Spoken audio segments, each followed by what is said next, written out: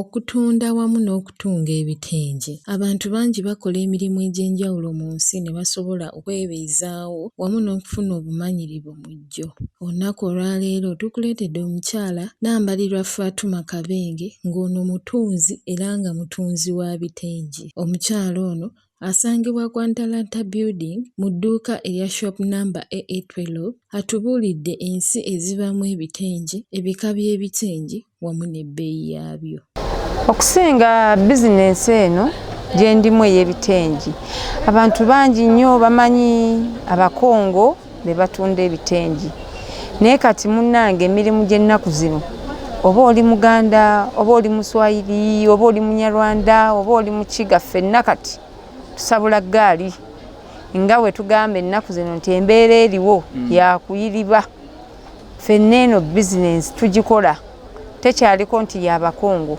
Omukyala ono agamba nti abantu bangi balowooza nti ebitengi byambalwa Bakongo era ebirungi biva Kongo.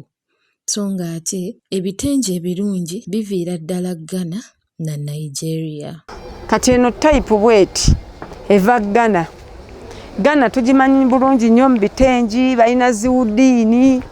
Wano tewali muntu alina wudiini nga wudiini ey'e Ghana.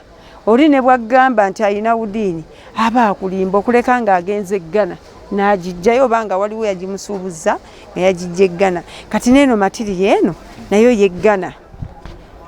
Eno gye mulaba naye nayo teyina kyeba, esigala nga bweri, teyivaamu langi, tekola ki. Ebitengi byaffe konkuruti biri ku original. Buli muntu ayambala ekitengi naye kisinziira ku kiraasi. Omukyala ono Kabenge agamba nti bambaza abaana abaami era ye alabanga ekitengi kyagenze wala nnyo ddala. Omukyala tukikolera n'omwami kubanga tukola ebisuuti eby'abaami ekiri fuulu, trouser and shirt ey'abaami. Tewali kintu kye tukola nga kya mukyala ng'ate omwami tasobola kukola kifuna. Kati bino byonna batiki TZ ate zino saati z'abaami. Naye ng'ate onsiŋŋaana nga ne mu kiteeteeyi nkirinayo kwatera nnyo n'okwambaza couples abaagalana ababiri ne bajja ng'oli anoonya. Kati okiraba ekyo eyo saati. Kati ate nina ne dress yino bikwatagana.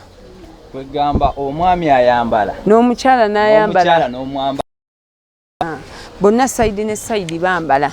Agamba nti omuntu atandika tasobola kulinnya genda bweru okuleka ng'asoose kuleeta ku Muchina olw'emisolo emingi giteekebwa ku bitengi. Kati ate omuntu atandika tasobola kuvaano kulinnya nnyonyi genda Ghana oba kulinnya nnyonyi genda TZ oba bbaasi, tasobola.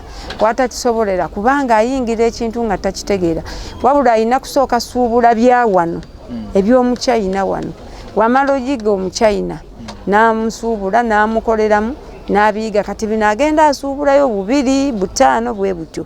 Kati bw'amala obbiyiga asobola okuleeta piisi nga 3 okuva TZ. Asobola okuleeta olwo nga ne kapito yeeyongeddeko kubanga kuliko omusolo. Obbireeta kyanguwamu naye omusolo guli ennaka waawo si mwangu kuyisaawo kite. Akomekkereza agamba abantu omulimu gw'okutunga bagwagazise abaana kubanga tasobola kusiiba njala yadde. Ekisookera ddala ekirungi ekiri mu kyalaani tosula njala.